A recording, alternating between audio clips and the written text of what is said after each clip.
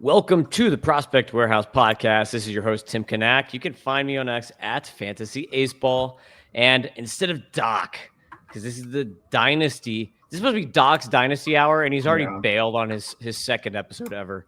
But we've got John here, at John PGH, John Anderson. So we're going to do a little reverse psychology on this one since it's Doc's birthday, and he requested off, which I think I stopped doing after I was like 25. I was like, birthdays suck. I was just going to keep working.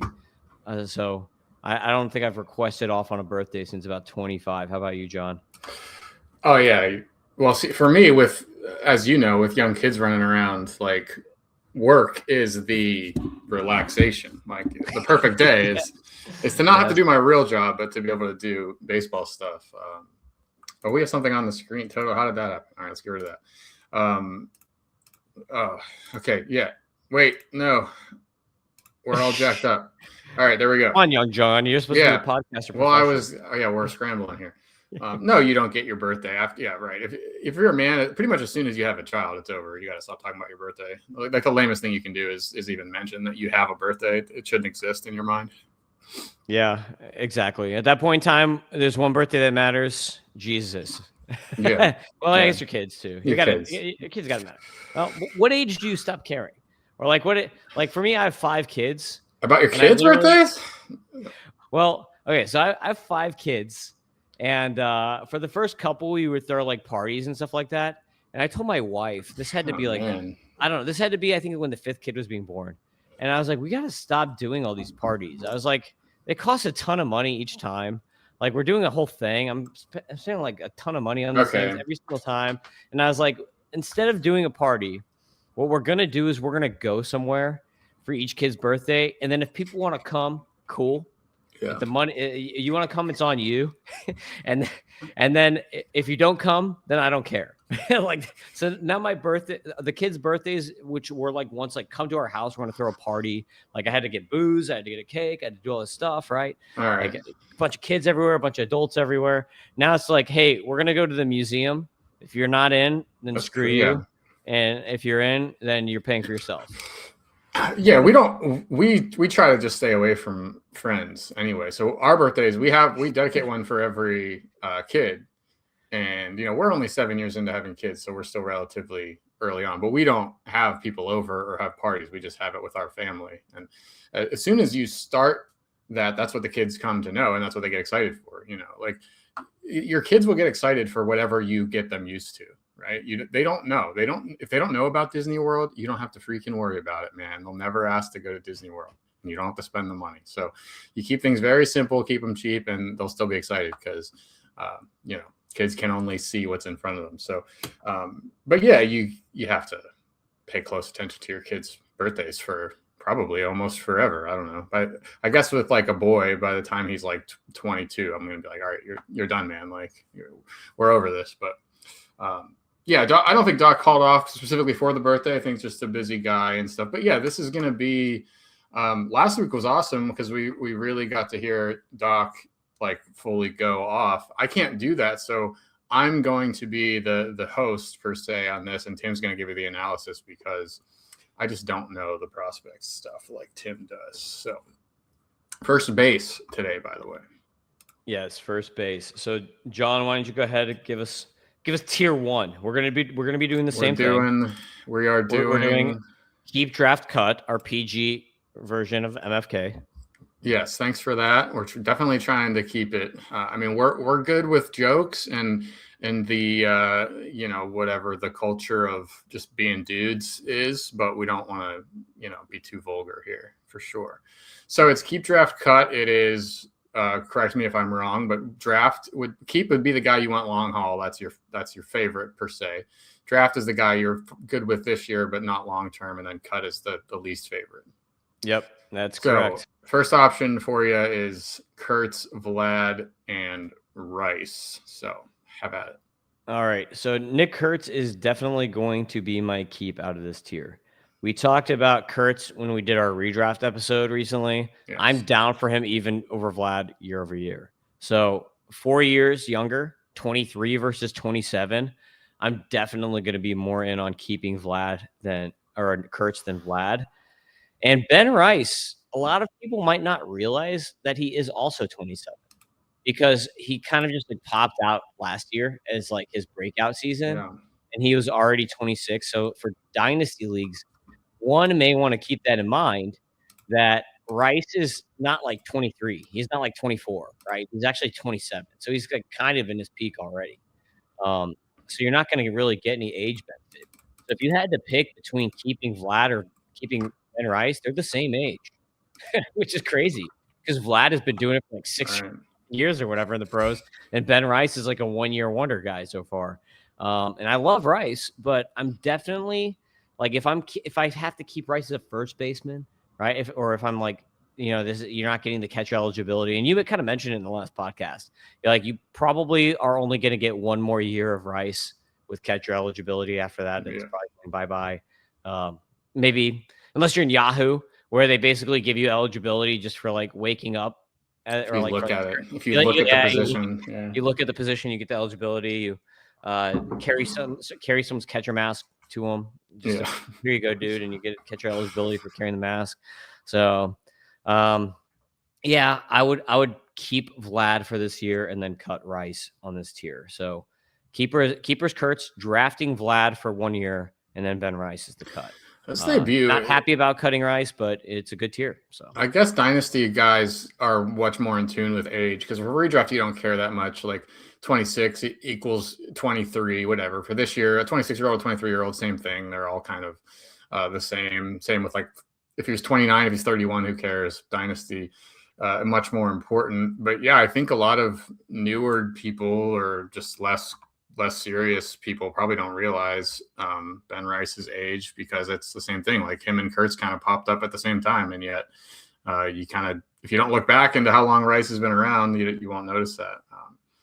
So that's interesting. But yeah, as a first baseman, I don't know. You're right. We talked about kind of all these guys last time anyway. These are major league relevant players, so we don't have to get into it again. But Rice's numbers look extremely good, even for like I'm tempted to be like, well, he's a great hitting catcher, but for first base, you don't have to rank him that high. But no, I like the numbers all look really good, and he certainly has a path to play 150 plus games at first for the Yankees. And then yeah, I guess you're hoping that he can get 10, 20 starts, whatever your league requires to have catcher eligibility, because still he's much more valuable there. So yeah, in that tier, I have a question for you, John. Would you? You would even though you're Vlad over Kurtz for this year, you would keep Kurtz, right? If you're in a dynasty format. Yeah. I think you've seen what Vlad's best season is. It's not definitely behind him. He's still in the prime years. 2021, I'd say. He's in a different home park. Yeah, 2021 is his best season, and so you got to kind of take that out because it was a minor league stadium. It was like this. It was like this Rays thing last year. Everybody's aware of that. But people forget about that with Bichette and Vlad. They both had these massive years in 2021. They played half the year in Florida, and then they played Buffalo a little bit because Canada wouldn't let people into their country for COVID until 2022. Didn't they start 2022 even not able to play there or something like that? Maybe not, but yeah, I think you're right. I think they had to, or maybe they changed it to flag, but they did talk about them doing all their road games at the beginning of the year and having all their home games at the second half. Anyway, we're well past that. We got to stop talking about COVID. I'll never forget. All right. So for redraft here for 1 year, Ben Rice as a first baseman versus Vlad as a first baseman. We're taking Vlad, but if you can take Ben Rice as a catcher, would you rather have catcher Ben Rice versus Vlad first baseman for Vlad's just so safe. You don't want to mess up a top 5 pick, and Rice, no matter what all the advanced stats and everything looks great. Everybody seems to fall into this idea that expected stats can't be wrong or they can't be noisy, and they sure can, man. I mean, Rice didn't play all year. It's less than one season of seeing it. So no matter what the advanced stats say, Vlad is so much safer. If one of these three is going to fall really short of what we're expecting, it's going to be Ben Rice for sure. So yeah, Vlad is safe. All right, next tier, let's go. Hopefully we get this right. Tier 2, we kind of had this debate again this last week. A lot of repeats early on, but we'll get into some more of the prospect names as we go. Harper, Devers, Alonso, keep, draft, cut. Go ahead. Oof. Because Harper's 33 and Devers. You're acting like I put you on the spot there. This was your whole idea, man. You didn't, you're acting like, oh, I didn't know you were gonna ask me that. Yeah. Well, I mean, this tier is tough because Devers has such an edge in age, right? Like it makes it tough because we talked about it that a lot of guys will just drop off the face of the earth at like 36. And so if you're keeping Bryce Harper, and like generally for Dynasty, I like to see things in like a 3-year window. Like I have a 3-year Dynasty ranking, John, and a 5-year Dynasty ranking. And these are, some of these tiers are cut from my 3-year Dynasty ranking rather than the 5, because that's kind of like what I'm going to go with. There's our aging curve. Yeah. But you can see here. Let's highlight that just while you're on this topic. Yes. So you can see here where Harper is on that curve at 33. If you can line that up with your eyes, if you're watching on YouTube or XVision, you're putting that at like that 99, whatever on the left. The next couple of years are a pretty big drop off. Like you're expecting a decent drop off. That's just exit velocity, but I imagine most skills follow the same. Yeah, bat speed and exit velocity and all that. But even Devers is already on the downslope at 29. So yeah. So I feel like keeping wise, even though I love Harper, I like the ballpark better for like a 3-5 to 5-year period. I guess I'm probably going to go Devers in this tier here. And then for drafting, because I think I'm going to get the best bang for my buck for this year from Bryce. So I'm going to go Bryce. Everyone's going to be on Alonso with like we talked about it. Everyone's going to love, Alonso now with the Orioles. What a great team. But like the Mets had a pretty good offense around him last year. Too. Yeah. So it's like, is it really that much better than the offense he was in last year? I feel like as long as Harper's healthy, he's going to perform better. So my cut's going to be Alonso here. I'm going to be drafting Harper, and I'm going to keep Devers just because of that aging curve that we just looked at. 4-year difference is pretty big difference.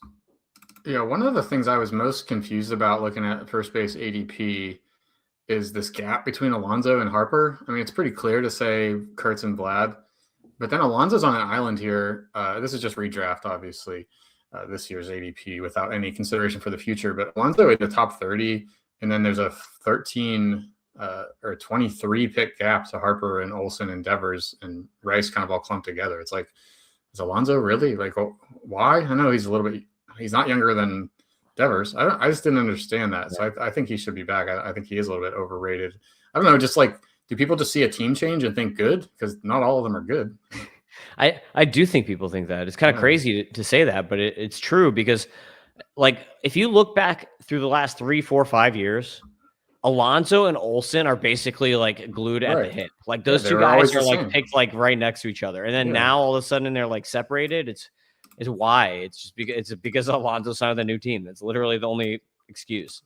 And RBIs kind of went crazy, but why can't Olsen do that too? I don't know. Yeah. It's strange.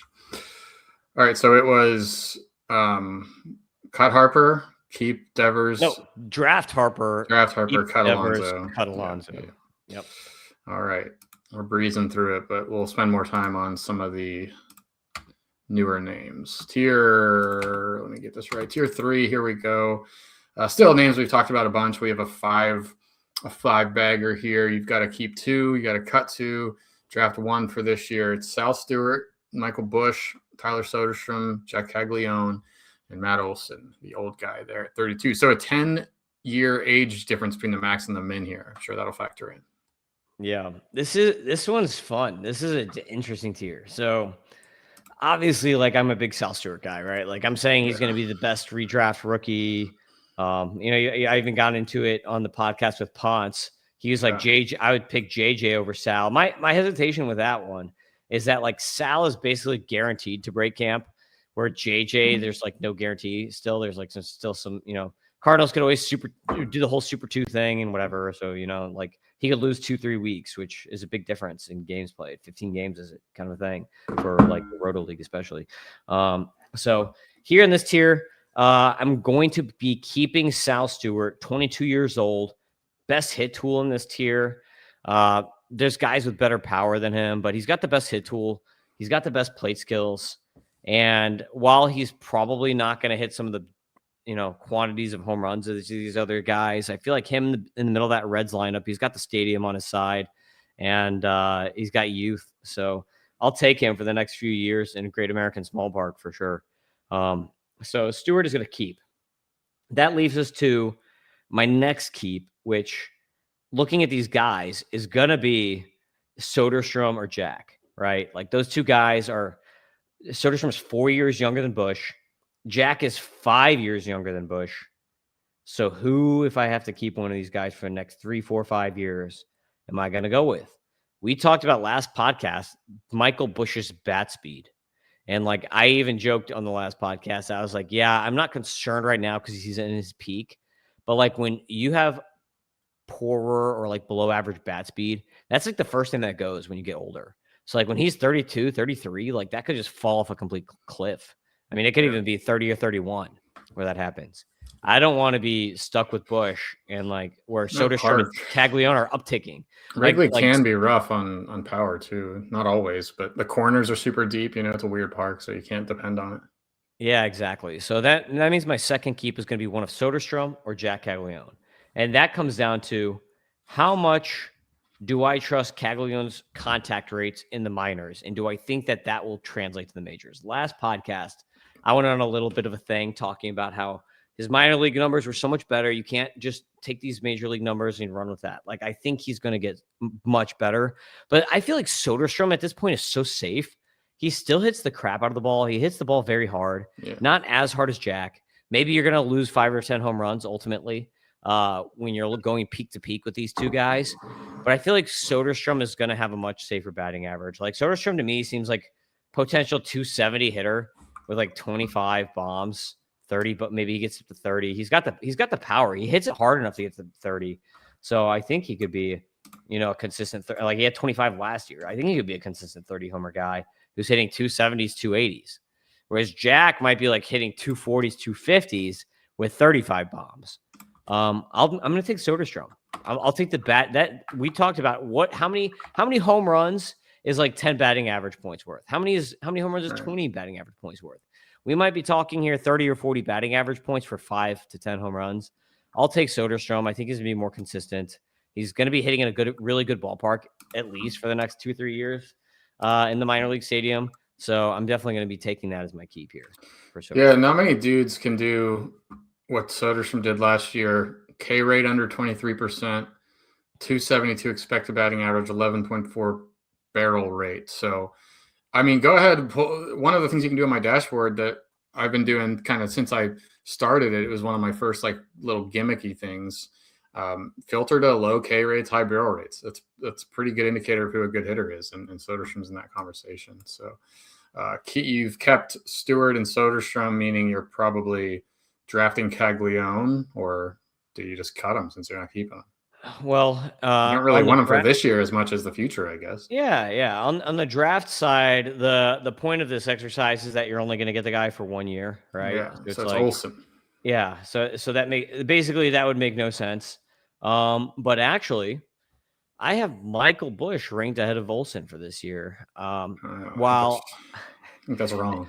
It might be. I mean, like people might think that. I don't know. Like this is the thing. Michael Busch, didn't he have more home runs than Olsen last year? He had 30. Michael Busch had 34. Olsen had 29. Yeah. Olsen has only had 29 home runs in the last 2 seasons. Right. So his power has already started kind of like down ticking. And Olsen is going to be 32 this year, and Busch is going to be 28. Busch is closer to that peak still.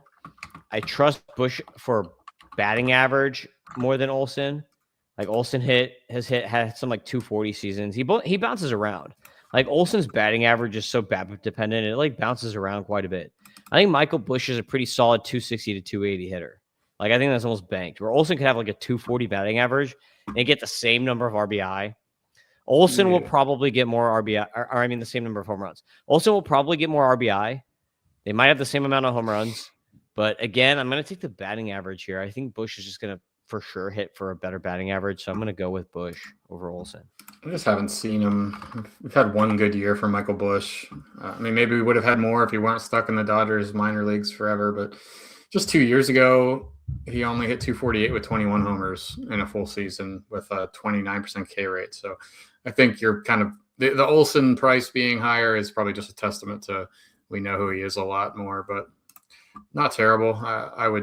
I'm certainly on Olsen well above Bush, but decent. Yeah, case. I mean, if you think it from a value perspective too, like I'm thinking about it straight up. But if you're thinking from a value perspective, you just showed their ADPs.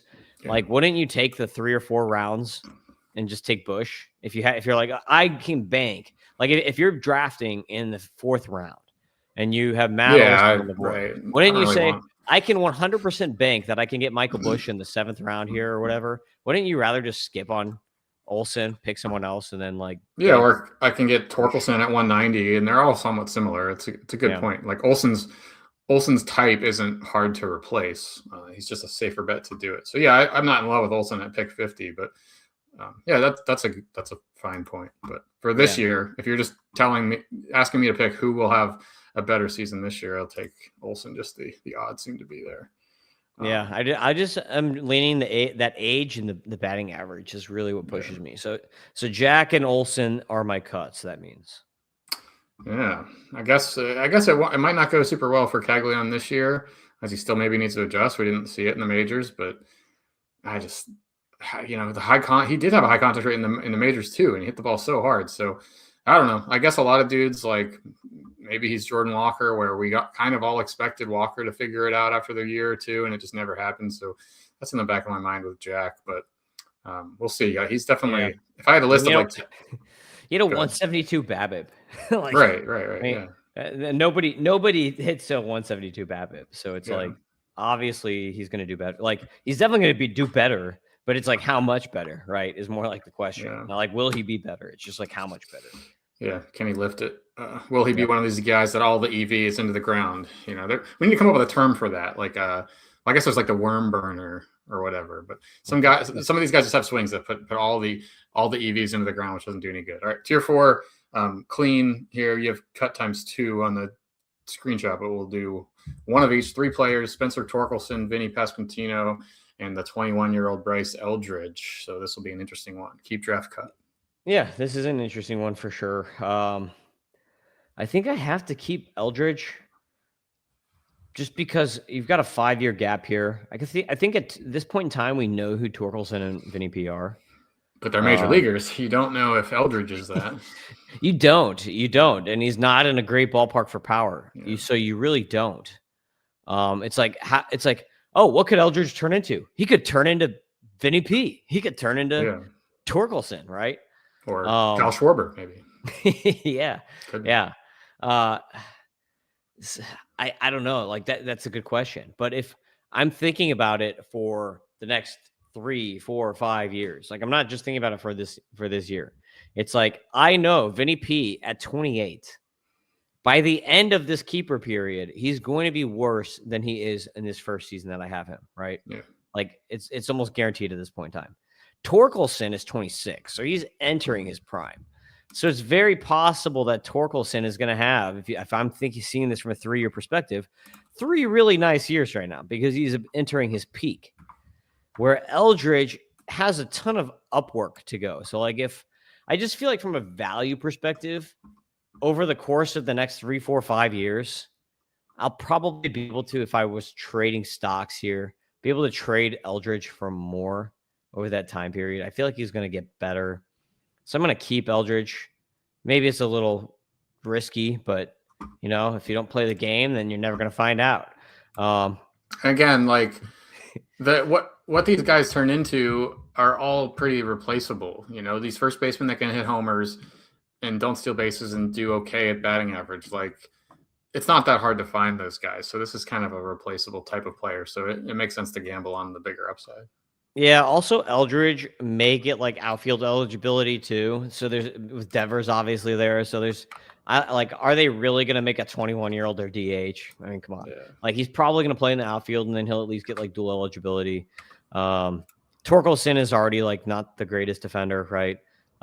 So I think for redraft purposes, for keeping for 1 year, I'm going to have to go Vinny P. But if this was like 2 or 3 years that I could keep a guy, like if it was keep cut, I would be cutting Vinny P and keeping Torkelson. Like I would keep Torkelson ahead of Vinny P if I was keeping a second guy.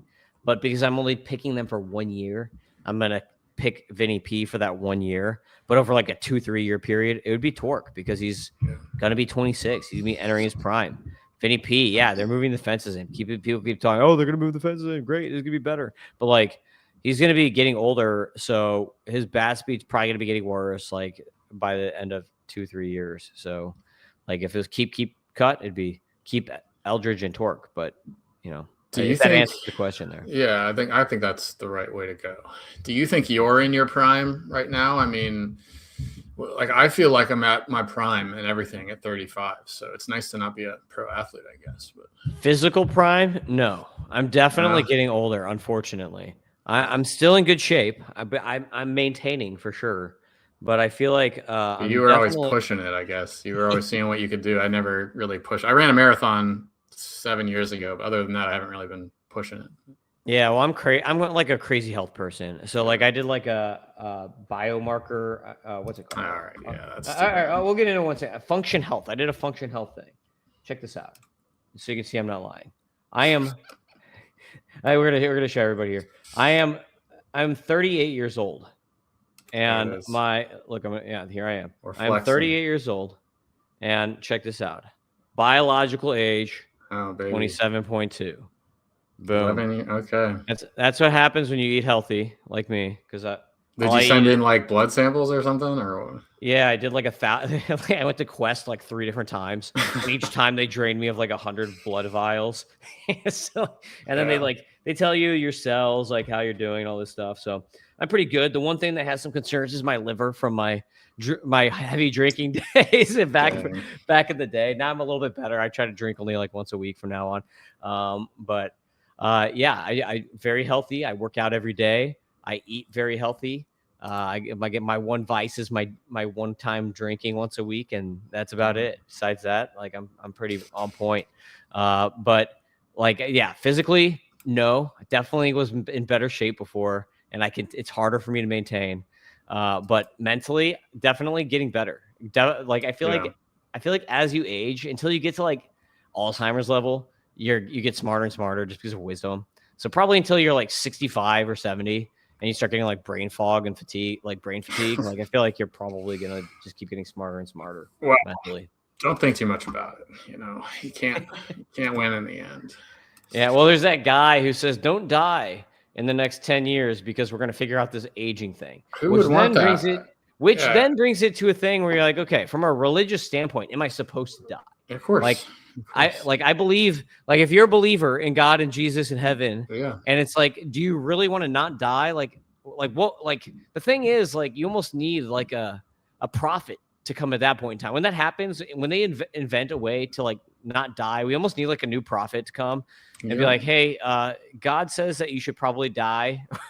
Right. Or like you should probably not live forever. Maybe it's okay to live a little bit longer. Maybe it's cool to go to like 200, but like you definitely don't want to live forever because like then you're circumventing the whole Apostle Paul had a pretty rough life, so you can kind of get it. But his thing was, I want to be dead. I'd like to go to heaven right now. Why do I want to be here? So if you have that mindset, you don't even really want to live very long at all, but you got to balance it. But what about the early humans? In Genesis, they were living to like 500 or 600. Like they were living forever. And even in like the Exodus and stuff, they were still living to like 120 or 140 or whatever. Methuselah was 900 or something like that. But before flood, I guess it's okay to live to 900 then. That's biblical. So you have approval to live to 900 as long as you just eventually. But then, buried there in Genesis is one line about how, I guess you could interpret it different ways, but the max age might be 120. That's part of the curse after the flood. Yes. Well, probably most people listening to this think we are all crazy for actually believing Genesis is literal, which I do, but interesting talk. So if you ever hear of anybody living well past 120, let me know, because that might disprove something that I might think the Bible is trying to tell us. But I haven't found anybody. Everybody I can find is like 120 point something, then they die. So tier 5, you're going to cut to this time. It's Jonathan Aranda, Alec Burleson, Josh Naylor, and Freddie Freeman. See, this one's tougher because you got 3 guys all in the same age range here, and then you've got old man Freddie Freeman. So interestingly, I'm just going to get my draft out of the way. I'm going to draft Freddie Freeman, right? Freddie Freeman is going to be the best out of all these guys this year.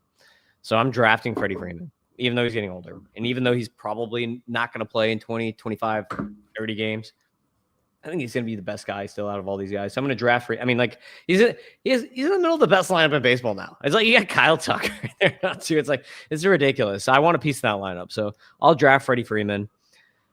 And for keeping, oh, man, Aranda and Burleson is a tough one. Like, Naylor's not going to repeat. Like, he's for sure a cut. He's the oldest out of those three guys. Like that. So that one's easy. So now I'm between Aranda and Burleson. I have to keep one and cut one. Burleson, and this may be counterproductive or counter thought process. Burleson is 1 year younger. So if you're not watching, if you're listening to this podcast and you're not watching on YouTube or Xvision, Burleson is going into age 27 season and Aranda is going into age 28 season. F scores, love Aranda's hit tool. Hit tool's way better. John highlighted that his BABIP was also like ridiculously high last year, so always take that into account too. He's probably not going to have that high of a batting average again, but should he hit 290? Yeah, I'd say so. Yeah.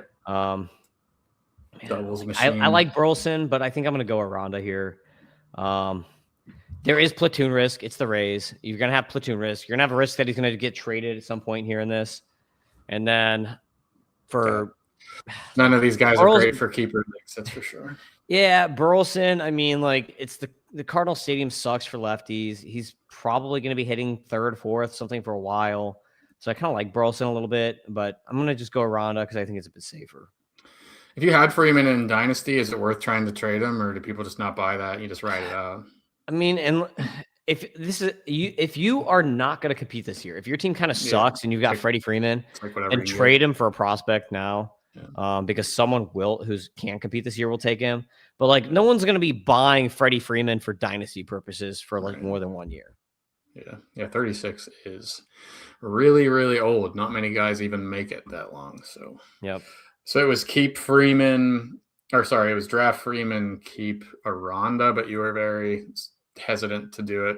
Cut Naylor, cut Burleson, but Burleson was close. And that takes us to tier 6. As I look for the screenshot, we have 7 players here with a good mix of age, a couple undebuted prospects, along with an old man and Wilson Contreras. This is tier 6.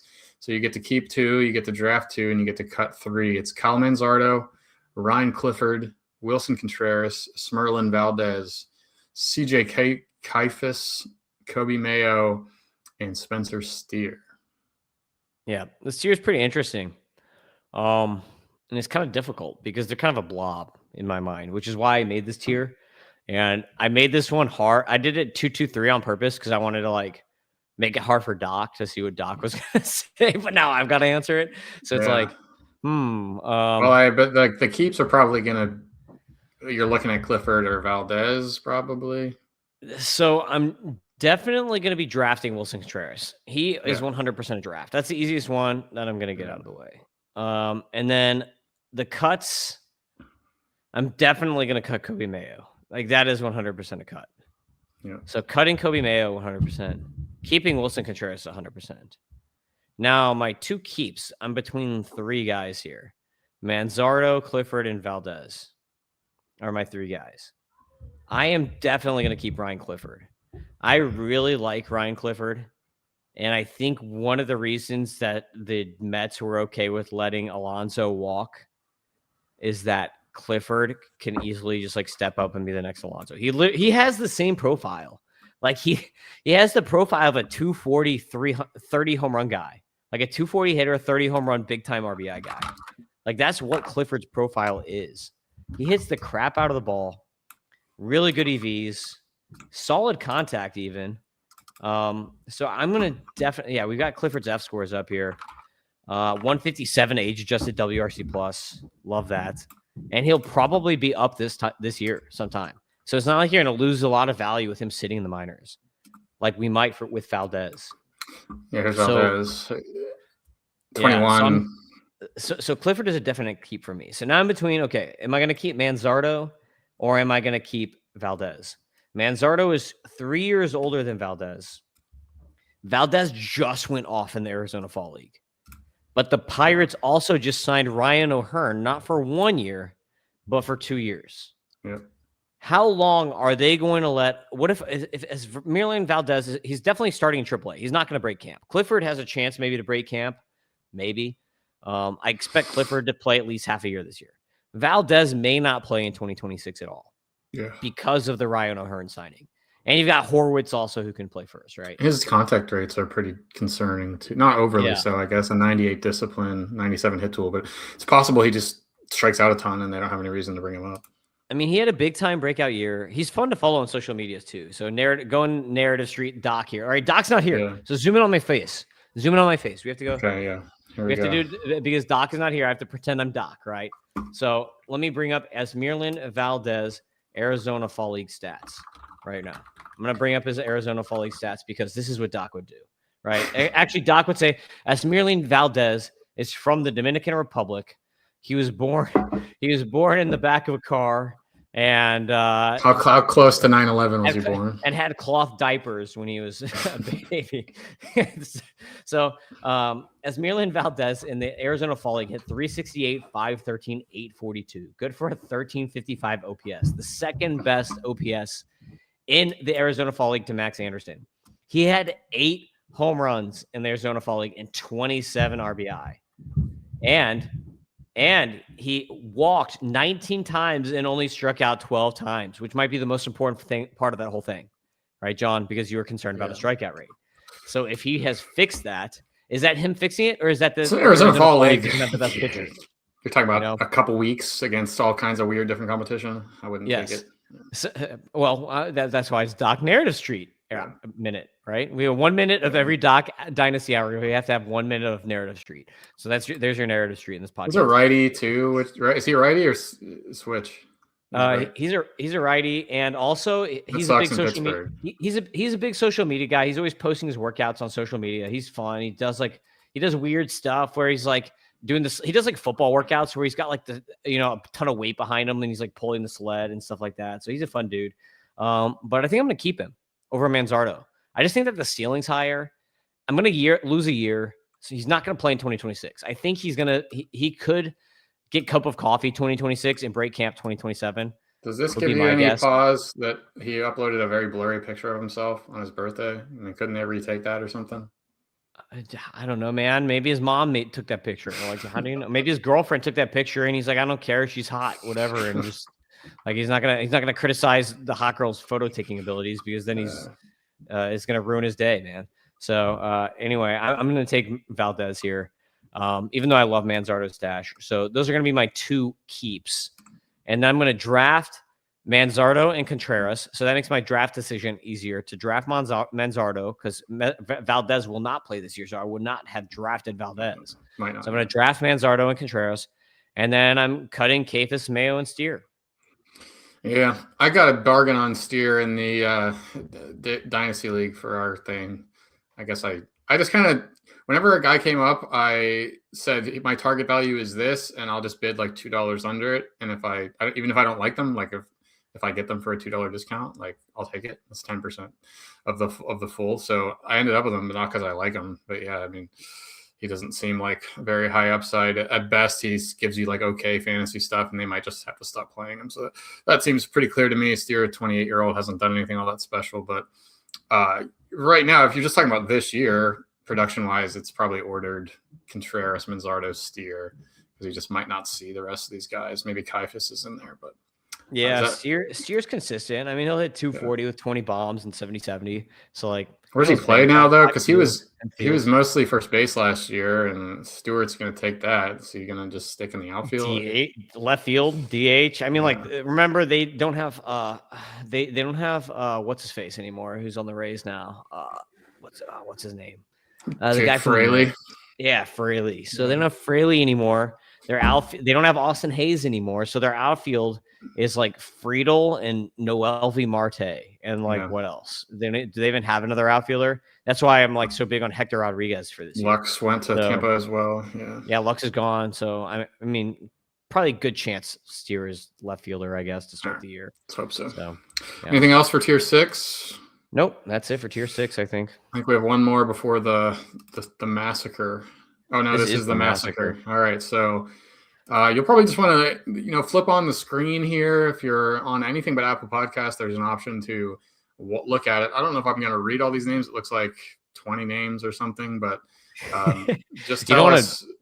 You don't want to read off who you're killing here? It's Long, Vargas, White, Shanaway, Arise, Casas, Luke Adams, Tolia, Otto Kemp, Horwitz, Tyler Locklear, Vaughn, Sosa, O'Hearn, Romy Gonzalez, Christian Walker, CES, Yandy Diaz, Josh Bell, Nate Lowe, Callan Moss, Jake Berger, Mountcastle, Xavier Isaac, Reese Hoskins, Paul Goldschmidt, and Jake Bowers. Some of these guys you won't even see. At least 3 of these names you won't even see in the major leagues this year.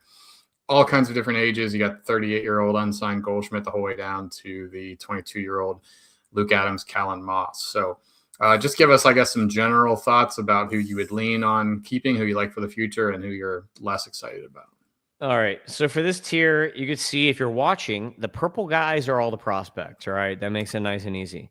So we got Xavier Isaac from the bottom, Callan Moss. I have to mention Callan Moss because that's like a Doc favorite. Fan of the show. He is now blocked. Like Esmeralyn Valdez. Oh, okay. Hold on. I thought Doc blocked him on Twitter. So I was like, what happened? Oh, no. I mean, Esmeralyn Valdez is totally blocking Callan Moss right now in the org depth chart. And Ryan O'Hearn is blocking him.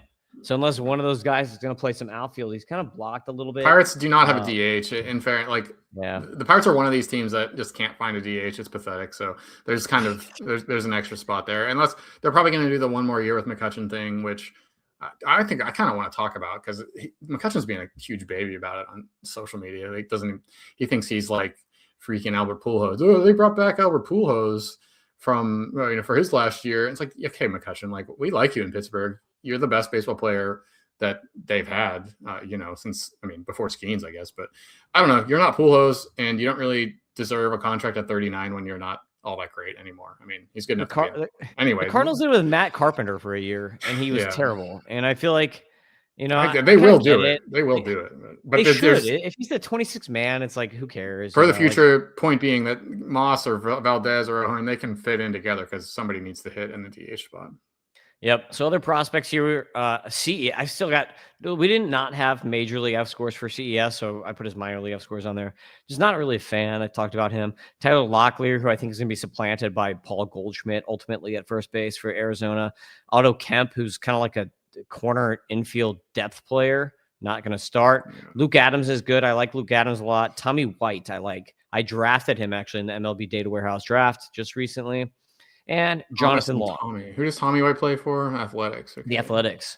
Yeah, Tommy Tanks, baby, from the LSU days. So we have 2 Thomas Whites coming up. Thomas White is the pitcher. Tommy White is the third baseman. So slash first baseman. For the Athletics, I know this is the first based podcast. He's probably going to end up at third just because they have Soderstrom and Kurtz and all these guys. So he probably will play third. Which we talked about with Jeff Ponce on that pod. So those are the prospects here. And I don't think I'm keeping any of them. If I was going to keep one of them, it would probably be Long or White, who are my highest rated prospects out of these 2 guys. But I don't think I'm going to keep any of these guys because I think that there's a better keeper out of our white guys here, who are the white guys on the sheet. On the sheet, everybody. Yeah, I'm not talking about Cajuns here. I'm talking about the white guys on the sheets. So I'm going to go. This is a tough one. Will he pick a white? Because this is a tough one because they're mostly white. This is a white list for players. Yeah. I'm probably I'm like Tristan Casas or Miguel Vargas is who I want to keep out of these 2 guys. Those are the 2 that I'm looking at for keepers here. I'm gonna Vargas is more of a shoe-in. I feel like he's much safer, but Casas has so much power upside. I'm Shanaway if you're in a points league. Oh yeah, if you're in a points league, Shanwell is he's solid. I mean, he's like some Anu, he's like a 5-point per game guy. Yeah, he's good. Yeah, I think I'm just gonna go with Vargas. Like Vargas was also a higher rated prospect, and we saw him kind of breaking out a little bit with the White Sox, and he's entering his peak, so there might be more room. Like he might get better from last year. It's not like that's it for him. He still has room to progress and get better.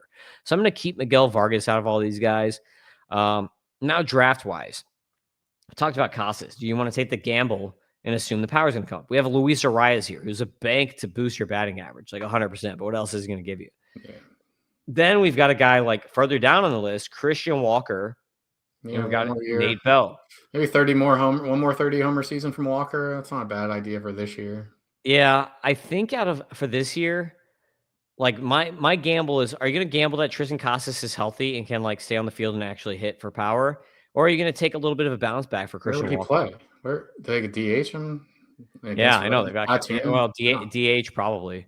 I think that what I would do for this year is I would pick Christian Walker and just hope that like he bounces back like halfway. Maybe you're not going to get like 2024 Christian Walker, but maybe you get some sort of combination between 2024 and 2025. He was so bad last year and still hit 31 homers.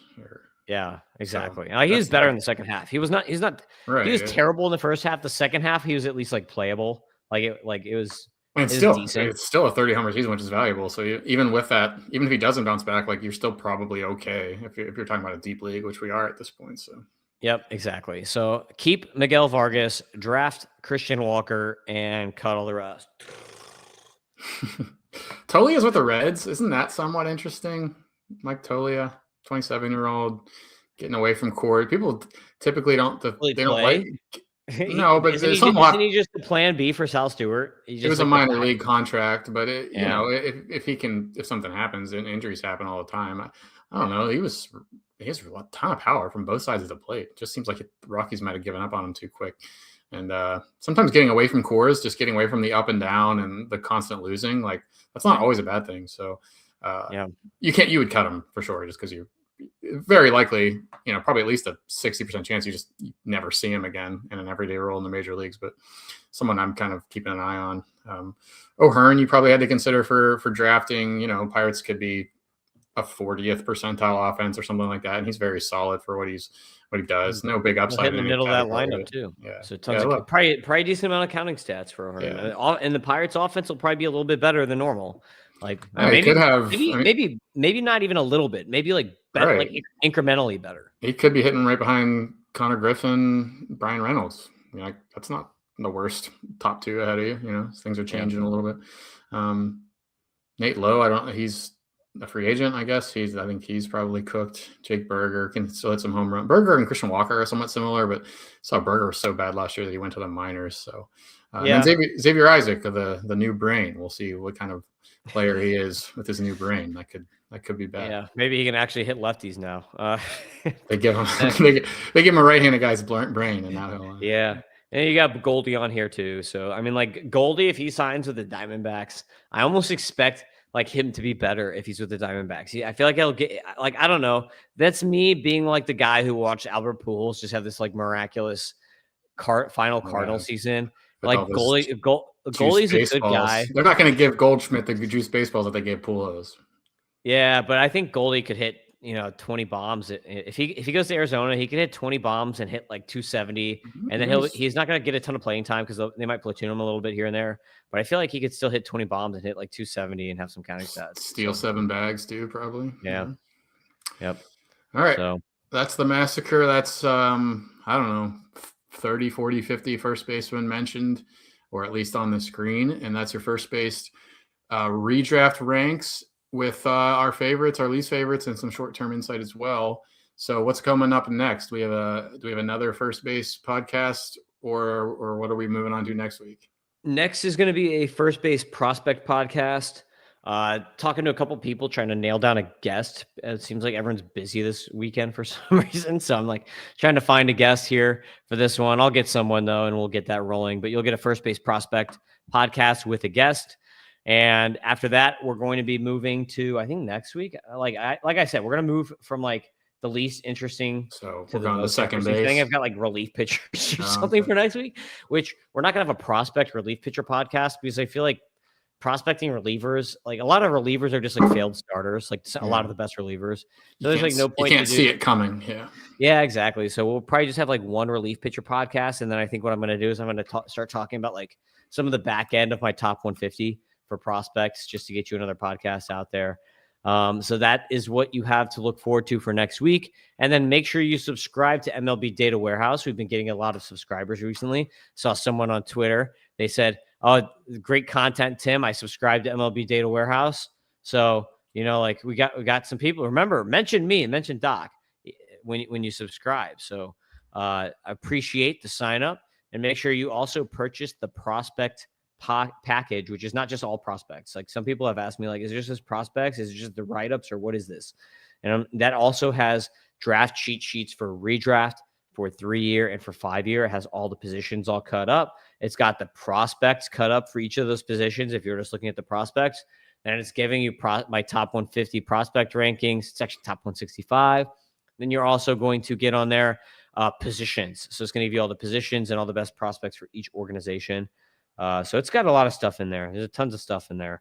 And it's all editable too. So if you're like, Tim is wrong on this guy, you can move it around. First year player draft stuff is in there for those types of people. International draft stuff is in there. So it's got all those rankings in there. So check that out. Only $29.99. And that's all just the new stuff this year. We don't even have to talk about the normal MLB Data Warehouse stuff, which is always growing and stuff. So lots going on. People are starting to copy our ideas, Tim. That's the sign you know you made it. Other websites are doing stuff that we came up with. So I welcome it. No problem. I'm not going to be out here crying on Twitter about people taking my ideas. It's all good. None of this stuff is like actual like intellectual property or whatever, but it's a good sign that you're doing something right. Yeah. Trademarked. I'm going to trademark prospect rankings so nobody else like can catcher preview, trademark catcher previews, sue Suck everybody. it, Keith Law. Yeah. Yeah. All right. Take us out of here. All right. So that's the podcast. Make sure you subscribe. MLB Data Warehouse. Peace out, everybody. We'll see you next time.